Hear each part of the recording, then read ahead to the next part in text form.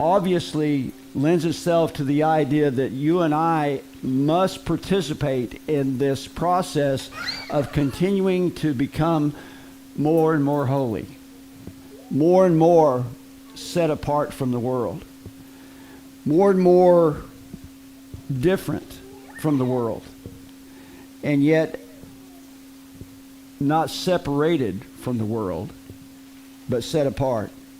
He goes on to say, so that you have sincere love for your brothers.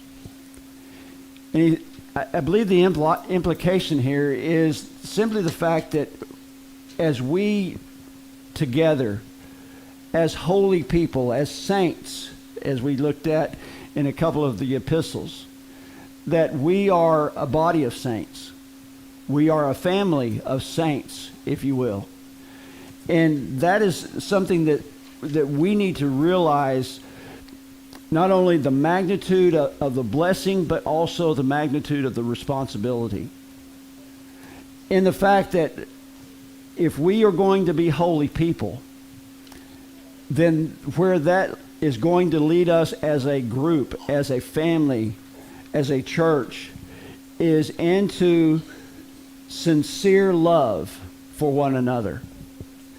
And he uses a couple of different terms to describe this love that he's encouraging us to have. He says, first of all, it is to be sincere. And then he goes on to say, love one another deeply.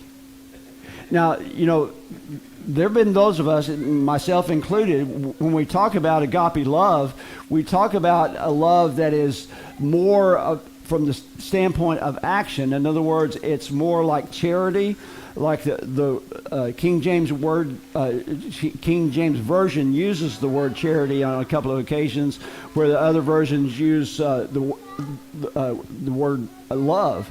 But from the standpoint of the fact that love is to be active, it's to be lived out. It has action to it. It's not just a feeling. But in this situation, he says, love one another deeply. That this should be a deep